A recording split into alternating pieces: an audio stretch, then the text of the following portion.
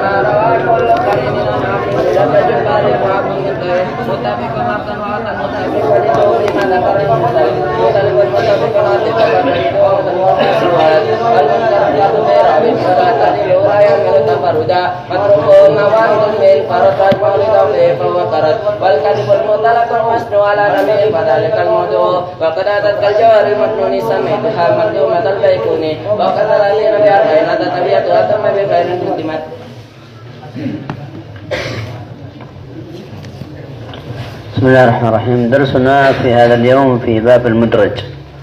تفضل. قال الناظم رحمه الله تعالى: المدرج والمدرجات في الحديث ما أتت من بعض ألفاظ الرواة اتصلت.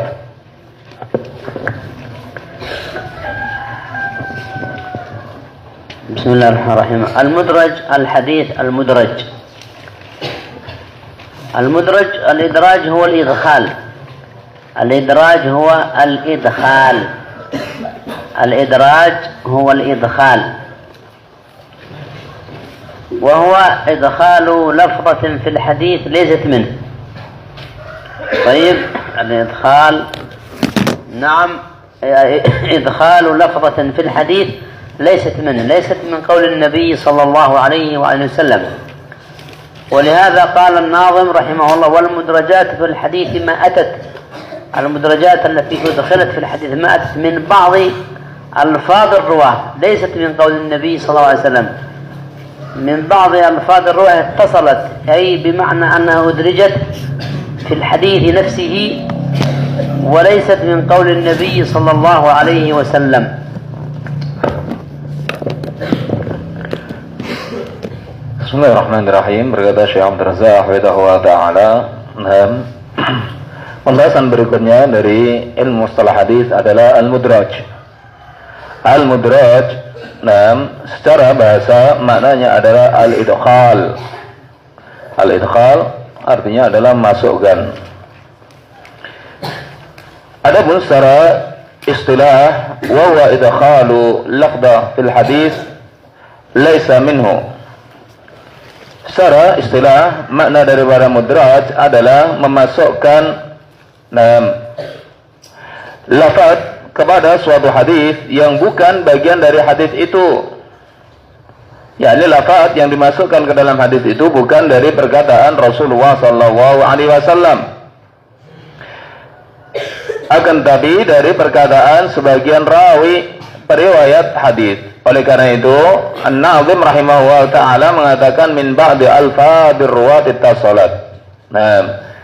Yakni lafaz yang dimasukkan ke dalam hadis itu bukan dari perkataan Nabi sallallahu alaihi wasallam, akan tetapi dari sebagian lafaz yang diucapkan oleh para perawi. الأمر الآخر الإدراج على قسمين: إدراج في السند وإدراج في المتن. أما الإدراج في المتن الذي هو الإدخال فقد يكون الإدراج في أول المتن، في أول الحديث، وقد يكون في وسط الحديث، وقد يكون في آخر الحديث. وسنتكلم عليها، إلا أنه الإدراج في المتن يكون في أول الحديث، ويكون في وسط الحديث، ويكون في آخر الحديث. Al-idraj, pemasukan suatu lafaz ke dalam suatu hadis yang bukan bagiannya itu ada dua macam. Yang pertama, dalam sanad. Yang kedua, dalam matan. Adapun dalam matan, terkadang al-idraj tersebut ada pada awal dari suatu hadis, dan ada juga terkadang pada pertengahan hadis, dan terkadang juga ada pada akhir hadis. Insyaallah akan dijelaskan oleh Syekh Hafizahullah taala untuk masing-masingnya. فمثال الإدراج في أول الحديث حديث جاء هو في الصحيحين في الأصل، جاء عن أبي هريرة وجاء عن عائشة أن النبي صلى الله عليه وسلم قال: ويل للأعقاب من النار. هذا حديث صحيح. فجاء في بعض الروايات عن أبي هريرة رضي الله عنه قال: قال رسول الله صلى الله عليه وسلم: أسبغ الوضوء ويل للأعقاب من النار. فلفظت أسبغ الوضوء من قول أبي هريرة، لفظت أسبغ الوضوء من قول أبي هريرة. فأبو هريرة رأى ناسا يتوضؤون ولا يغسلون أقدامهم غسلا جيدا، لا يغسلون أقدامهم غسلا جيدا، فرأى رجلا ما غسل قدمه جيدا، فقال أبو هريرة: أسبغ الوضوء فإني سمعت النبي صلى الله عليه وسلم يقول: ويل للأعقاب من النار. هذا التصريح بين أنها مدرجة. لكن في بعض الأحاديث عن أبي هريرة رضي الله عنه قال رسول الله صلى الله عليه وسلم: أسبغ الوضوء ويل للأعقاب من النار، ولم يفصل. جاءت رواية أخرى بينت أنه فصل، أنه رأى أناس يتوضؤون لا يغسلون أقدامهم جيدا، فقال: يا أيها الناس أسبغ الوضوء فإني سمعت النبي صلى الله عليه وسلم يقول: ويل للأعقاب من النار. هذا مثال للإدراج في أول المتن، في أول الحديث. Jenis yang pertama dari al-idraj adalah idraj pada awal matan atau awal isi dari suatu hadis. Sebagai contoh adalah hadis Abi Hurairah dan juga dari Aisyah radhiyallahu taala anha ummul mukminin. Rasulullah mengatakan: wailul lil aqabi minan nar. Celaka bagi pemilik tumit yang tidak membasuh tumitnya ketika wudu, celaka mereka mendapat ancaman api neraka. Hadis ini adalah hadis yang sahih. Dalam suatu riwayat, dari Abu Hurairah, beliau mengatakan dari Rasulullah sallallahu alaihi wasallam, asbighul wudu wa lil aqabi minan nar. Sempurnakanlah wudu kalian. Sungguh celaka pemilik tumit yang mereka tidak membasuhnya ketika wudu, terancam dengan api neraka. Dalam hadis yang mulia ini, terdapat tambahan kalimat asbighul wudu. Dari riwayat Abi Hurairah radhiyallahu taala anhu. Berkata para ulama, kata Syekh Hafizahullah taala, asbighul wudu ini bukan ucapan Rasulullah sallallahu alaihi wasallam. Akan tetapi dia dari ucapan Abi Hurairah, masuk dalam matan atau isi hadis Rasulullah sallallahu alaihi wasallam. Dari mana diketahui bahwa itu adalah bukan ucapan Rasulullah atau itu adalah hanya ucapan Abu Hurairah? Yang demikian karena di sana ada riwayat hadis yang lainnya dari Abu Hurairah, beliau mengatakan ketika melihat manusia mereka berwudu dan mereka tidak menyempurnakan wudunya, beliau menasihati mereka, asbighul wudu, sempurnakanlah wudu kalian, fa inni sami'tu Rasulullah sallallahu alaihi wasallam yaqul, karena sungguhnya aku mendengar Rasulullah sallallahu alaihi wasallam berkata, wailul lil aqabi minan nar. Dari sini diketahui bahwa kalimat asbighul wudu yang ada pada matan sebelumnya pada satu riwayat hadis, yang bersambung dengan kalimat wailul lil aqabi minan nar, asbighul wudu wailul lil aqabi minan nar, ini adalah ucapan Abi Hurairah. Kalimat asbighul wudu tersebut adalah ucapan Abi Hurairah, bukan ucapan Rasulullah, karena datang di sana tasrih, penjelasan di riwayat yang lainnya bahwa itu adalah ucapan beliau. Adapun wailul lil aqabi minan nar, itu adalah ucapan Rasulullah sallallahu alaihi wasallam. مثال للإدراج في وسط الحديث. الإدراج في وسط الحديث. حديث عائشة كان النبي صلى الله عليه وسلم يتحنث بالنون والثاء. يتحنث أي يعني يتعبد، كان رسول الله صلى الله عليه وسلم يتحنث في غار حراء. جاء الإدراج كان رسول الله صلى الله عليه وسلم يتحنث وهو التعبد الليالي ذوات العدد في غار حراء. هذه اللفظة وهو التعبد الليالي ذوات العدد جاء أنها مدرجة من كلام الزهري، والزهري من التابعين. أراد أن يفسر فأدرجت ففهمت خطأ، فظن بعضهم أنها من قول عائشة وليس من الحديث، إنما هو من كلام الزهري. أراد أن يفسر ما معنى كلمة يتحنث، فهذا مثال للإدراج في وسط الحديث. Adapun contoh, adanya idraj, tambahan lafaz dari sebagian ruwat, dari sebagian perawi ke dalam suatu hadis yang letaknya berada di tengah hadis adalah hadis tentang kisah awal turunnya wahyu kepada Rasulullah sallallahu alaihi wasallam. Diriwayatkan oleh Imam Bukhari dan Muslim dari Ummul Mukminin Aisyah radhiyallahu taala anha dalam hadis yang panjang. Rasulullah atau Aisyah radhiyallahu taala anha, beliau mengatakan, wa kana yatahannatsu bi ghari Hira. Dahulu Rasulullah sallallahu alaihi wasallam, beliau yatahannats bi ghari Hira, di gua Hira. Yatahannats disebutkan dalam hadis at-ta'abbud al-layali dawatil adad. At-tahannats adalah beribadah beberapa malam di gua Hira tersebut. Lafaz at-ta'abbud layali dawatil adad ini adalah tafsir dari kalimat yatahannaf. Nah, yang mengatakannya bukan Aisyah radhiyallahu taala anha. Akan tetapi itu adalah perkataan dari Al-Imam Az-Zuhri. Seorang tabi'in yang meriwayatkan hadis ini dari Aisyah radhiyallahu taala anha.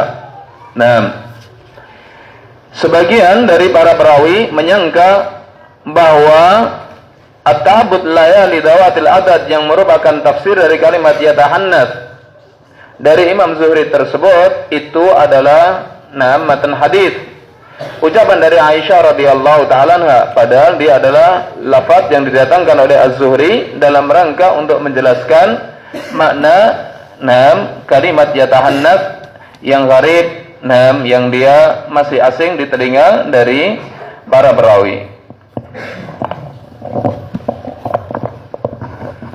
مثال آخر حديث بسرة بنت صفوان قالت قال رسول الله صلى الله عليه وسلم من مس ذكره فليتوضأ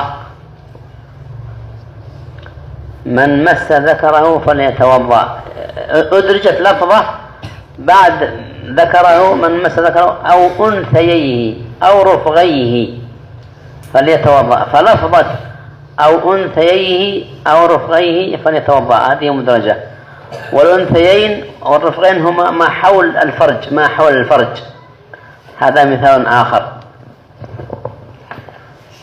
Contoh yang lainnya dari idraj di tengah isi dari suatu hadis adalah hadis Busra bin Safwan. Rasulullah sallallahu alaihi wasallam mengatakan man massa dzakarahu falyatawadda, barang siapa dia menyentuh kemaluannya hendaknya dia berwudu. Datang dalam sebagian riwayat Rasulullah sallallahu alaihi wasallam mengatakan man massa dzakarahu aw unsayai falyatawadda, barang siapa dia memegang kemaluannya atau apa yang sekitar kemaluan tersebut, maka hendaknya dia berwudu. Kalimat al-unsayai ini dia adalah idraj, kalimat yang ditambahkan oleh sebagian rawi ke dalam isi hadis tersebut, bukan dari ucapan Rasulullah sallallahu alaihi wasallam. مثال المدرج في آخر المتن حديث أبي هريرة للعبد المملوك أجران.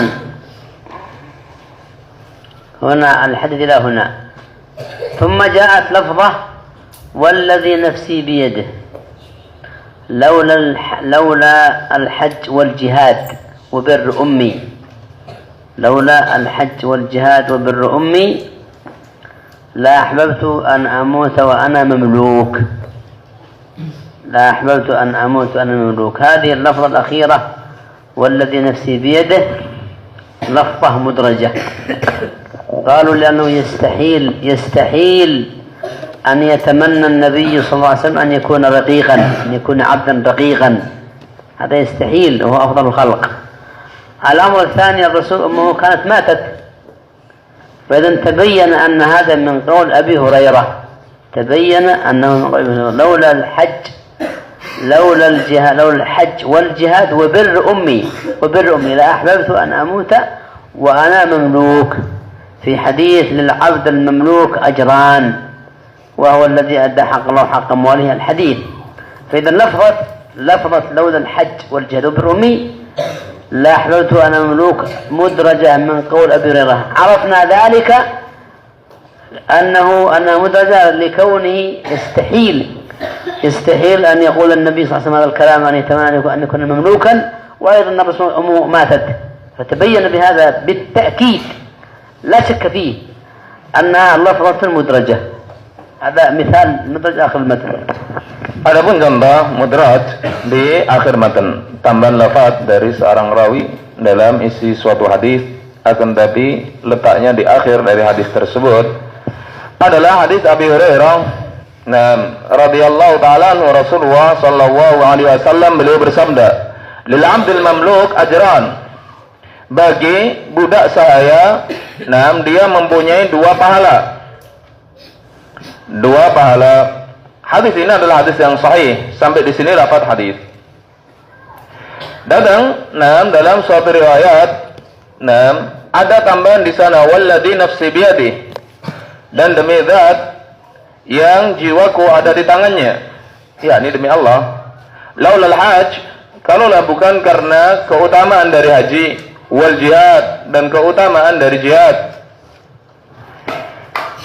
wa birru ummi, dan keutamaan daripada berbakti kepada ibuku, la ahbabtu an amut, sungguh pasti aku senang dan cinta untuk mati, wa ana mamluk, dalam keadaan aku sebagai budak sahaya.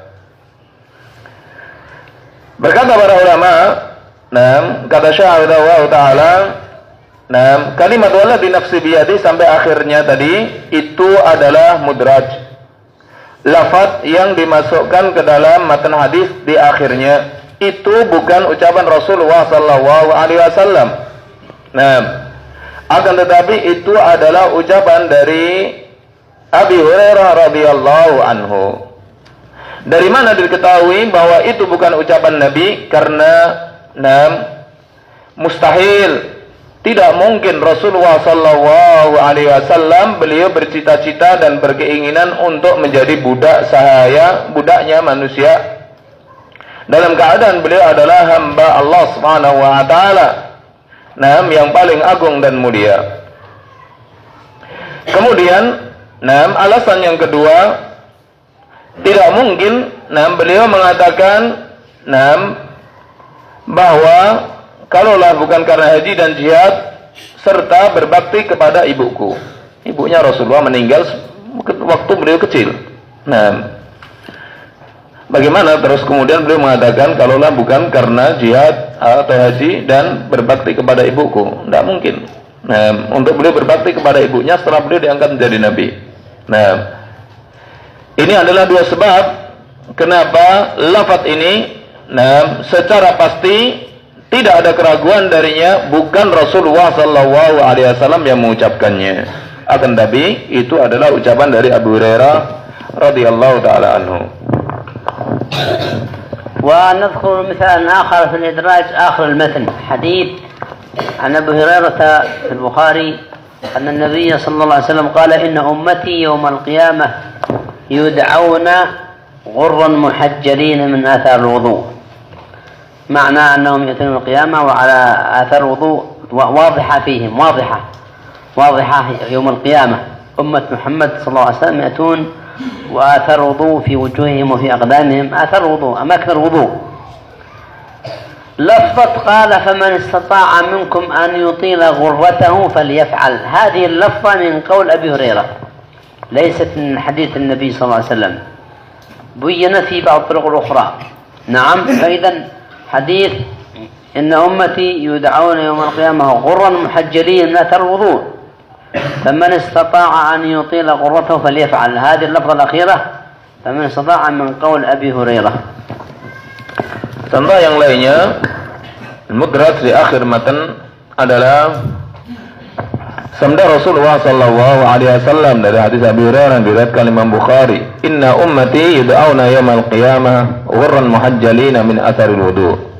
Sesungguhnya umatku akan dipanggil kelak dari kiamat dalam keadaan ghurran muhajjalin, bercahaya dan bersinar bekas anggota wudu mereka, wajah, tangan, kepala, kemudian kedua kaki, bercahaya kelak dari kiamat anggota wudu tersebut.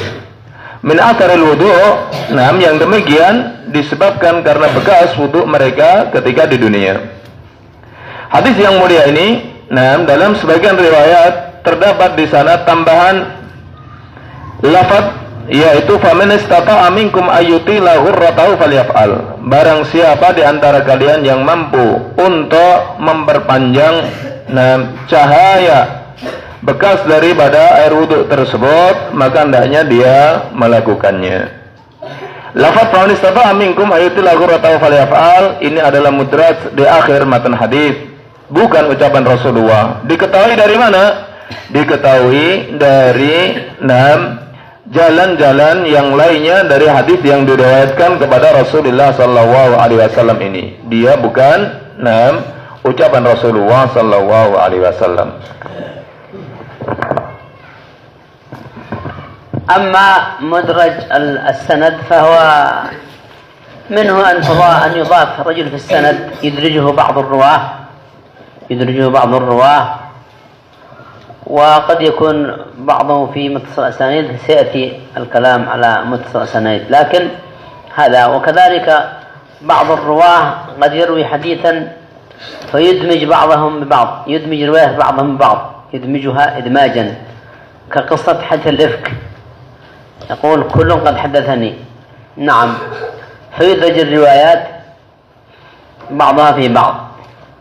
هذا باختصار يعني.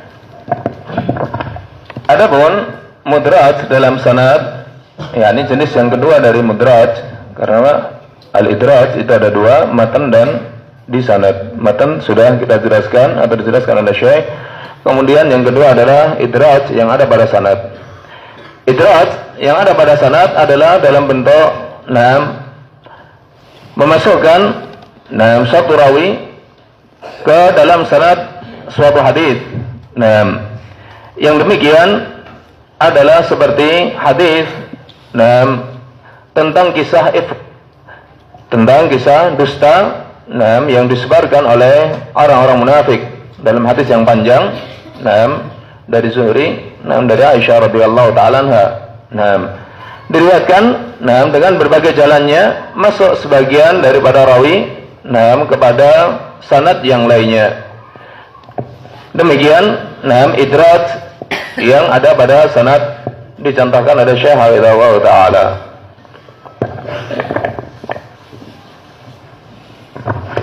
بقي الكلام على حكم المدرج. إننا بداية تكلمنا على تعريف المدرج، مثال المدرج. الآن نتكلم على حكم المدرج.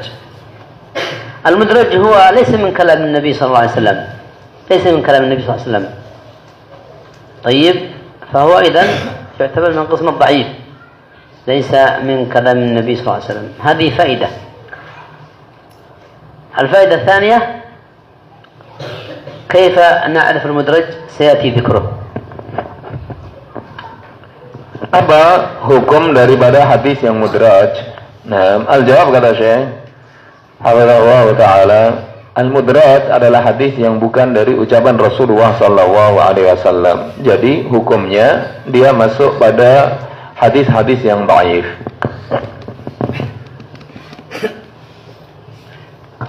طيب، المسألة الثانية قبلها أيضا، ما حكم الإدراج؟ الجواب لا يجوز الإدراج، لا يجوز، لأنه سيكون فيه كذب على النبي صلى الله عليه وسلم. الإدراج، فإن كان الإدراج لتفسير لفظة مثلا، فيصرح الراوي، يبين، يقول قلت كذا وكذا، قال فلان كذا وكذا. أما تعمد الإدراج فإنه لا يجوز، حرام، لأنه ينسب شيئا إلى النبي صلى الله عليه وسلم ولم يقله النبي صلى الله عليه وسلم، هذا كذب فلا يجوز. لكن إن أراد أن يدرج لفظة للتفسير، تفسير كلمة مثلا، يبين هذه الكلمة، يقول قلت كذا وكذا، أو يقول قال فلان كذا وكذا، فيفصل، يجب يفصل، يقول قال رسول الله صلى الله عليه وسلم كذا وقلت كذا وكذا، أو قال فلان كذا وكذا، من هذا القبيل. فإذا الخلاصة أن الإدراج تعمده لا يجوز، وإن كان التفسير ينبغي أن يبين. نعم. Al-mudraj, ya ikhwan, kata Syekh Hafizahullah taala, menyengaja untuk memasukkan lafaz ke dalam suatu hadis Rasulullah sallallahu alaihi wasallam, ini adalah perkara yang terlarang. Karena menisbahkan ucapan yang bukan ucapan Rasulullah sallallahu alaihi wasallam. Tapi kalau seandainya seorang dia perlu untuk mentafsir atau menjelaskan makna daripada suatu lafaz yang asing dari hadis Rasulullah sallallahu alaihi wasallam, maka hendaknya dia menerangkan bahwa itu adalah tafsir dari dirinya, bukan dari ucapan Nabi sallallahu alaihi wasallam. طيب، آخر شيء في هذا الدرس، في درس المدرج، هو كيف يعرف المدرج، كيف نعرف المدرج، بماذا يعرف المدرج؟ طيب، هنالك أسباب أو أشياء يعرف بها المدرج. الأول تعرف هذه اللفظة المدرجة بورود رواية أخرى تأتي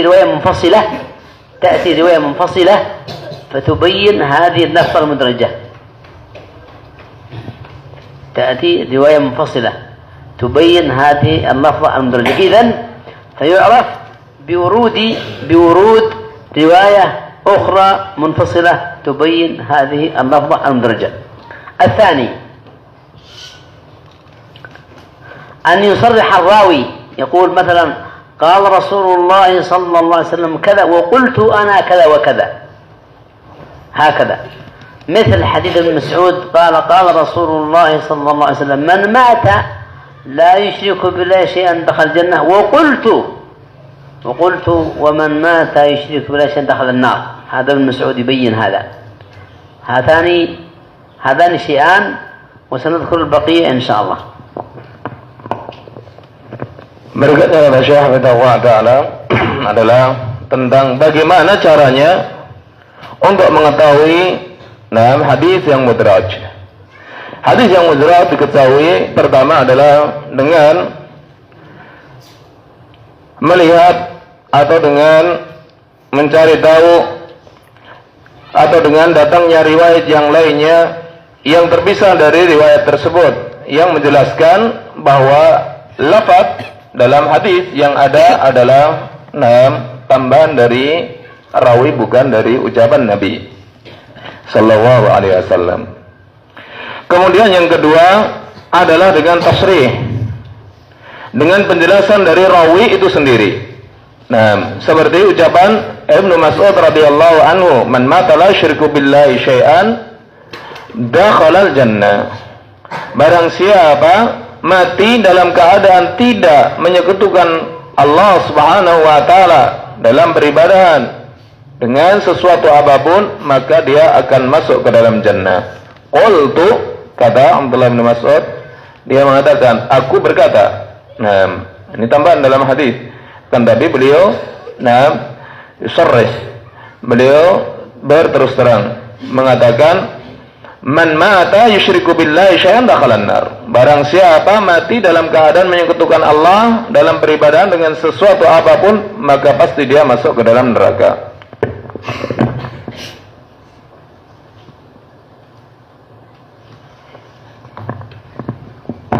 بقي شيئان مما يعرف بالإدراج. الشيء الثالث هو كون استحالة النبي صلى الله عليه وسلم أن يقوله. يعني هذا مستحيل أن الرسول يقول هذا الكلام، مستحيل. طيب، كونه مستحيل أن يقوله النبي صلى الله عليه وسلم، كون استحالته صلى الله عليه وسلم أن يكون قاله، مثل هذا الحديث الذي مر بنا في حديث للعبد المملوك أجران، قال لولا الجهاد وبر أمي والحج والذي نفسي بيده لولا الحج والجهاد وبر أمي لا أحببت أن أموت وأنا مملوك. فقال العلماء مستحيل أن يكون الرسول يتمنى أن يكون رقيقا عبدا وهو أفضل الخلق عليه الصلاة والسلام. نعم. Perkara yang ketiga untuk mengetahui mudraj yang ada dalam hadis adalah tidak mungkinnya atau mustahilnya Rasulullah sallallahu alaihi wasallam mengatakan perkataan atau lafaz itu. Seperti hadis Abu Hurairah, lil abdi al mamluk ajran, bagi budak sahaya dia mempunyai 2 pahala. Kemudian walladzi nafsi biyadi laulal hajj wal jihad wa birru ummi la ahbabtu an amut wa ana mamluk.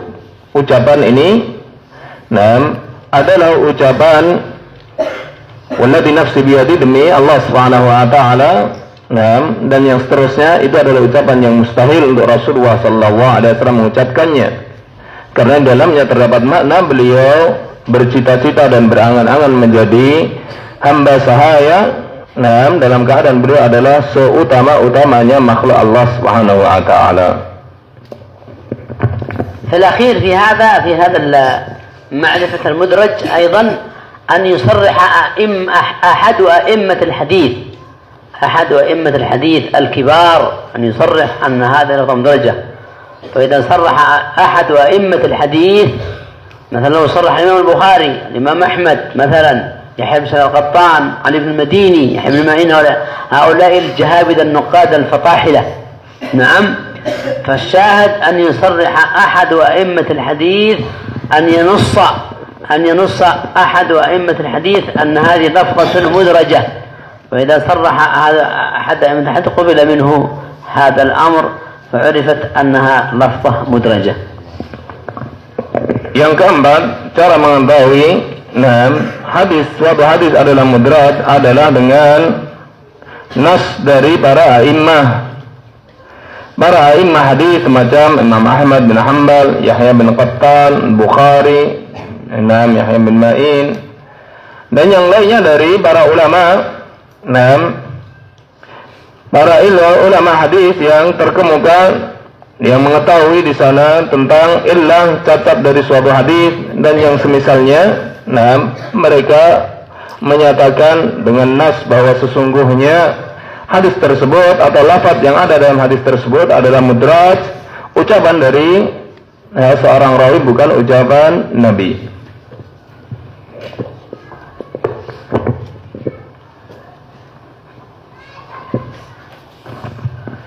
نكون قد انتهينا من الحديث المدرج، ولكن قبل أن نختتم الدرس والمجلس نقرأ هذا بسرعة.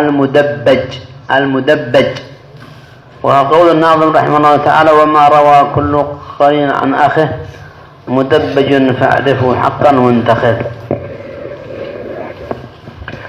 Telah selesai kita kata Syekh Hafidhahullah Ta'ala dari penjelasan tentang hadis mudraj.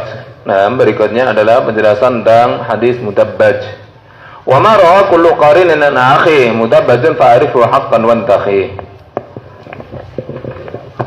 أولا الأقران هم المتقاربون في السن، الأقران هم المتقاربون في السن أو في الإسناد مثلا. ومعنى هذا كان يروي الطالب عن زميله، كل واحد يروي عن الآخر، هذا يروي عن هذا وهذا يروي عن هذا، هذا يروي عن هذا وهذا يروي عن هذا.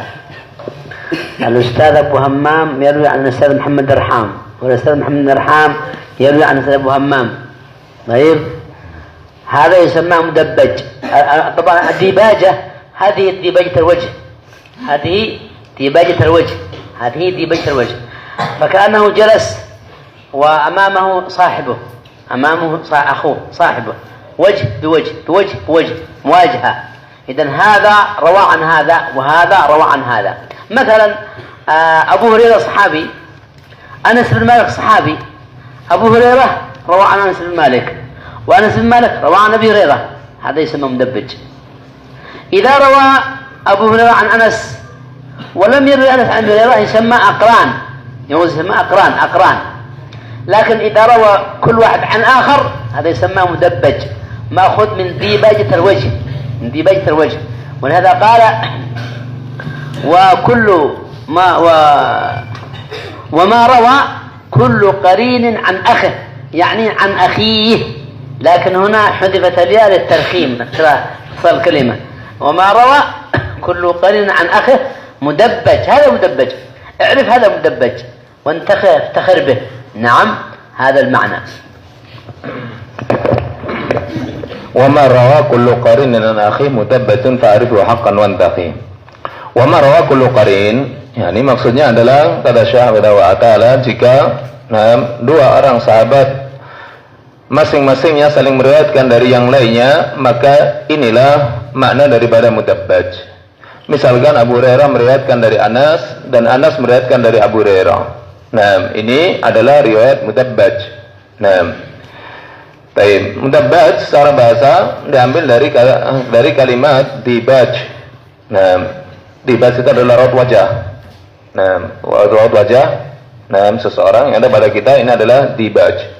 Nah, kenapa mudabbaj dikatakan mudabbaj? Karena seakan seorang yang dia meriwayatkan hadis dari saudaranya, masing-masing saling meriwayatkan, itu adalah sebagai seorang yang berhadapan wajah dengan wajah. Nah, wajah dengan wajah meriwayatkan hadis masing-masing dari Rasulullah sallallahu alaihi wasallam. Fa'rifu, maka ketahuilah inilah definisi dari mutabbat. Jika seorang rawi dia meriwayatkan dari saudaranya atau saling meriwayatkan dua orang rawi masing-masing hadis dari Rasulullah sallallahu alaihi wasallam. Fa'rifu, maka kenalilah. Itulah definisi dari mutabbat. Haqqan wantaqi, dan kalau engkau tahu dengan definisi yang benar ini, maka berbahagialah.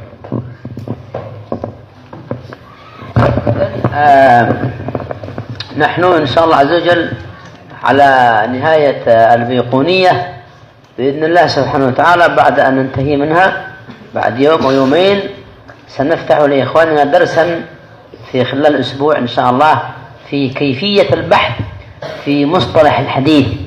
كيفية البحث في مصطلح الحديث، بمعنى كيفية إخراج الحديث، كيفية التخريج، كيفية البحث، كيفية الحكم على الحديث. ونسأل الله أن يعيننا وأن ييسر هذا الخير ونستمد منه العون سبحانه وتعالى. شكر الله لكم جميعا. InsyaAllah pelajaran mustalah kita akan segera berakhir, dan Syekh di akhir dari pelajarannya akan mengajarkan selama 1 pekan insyaallah taala, sisa waktu yang ada untuk mengajarkan pelajaran bahas tata cara untuk bagaimana mengetahui takhrijul hadis, terus kemudian bagaimana menghukumi suatu hadis bahwa ini adalah hadis dhaif atau sahih dan yang lainnya insyaallah taala. نكتفي بهذا وقدر إلى هنا حفظكم الله.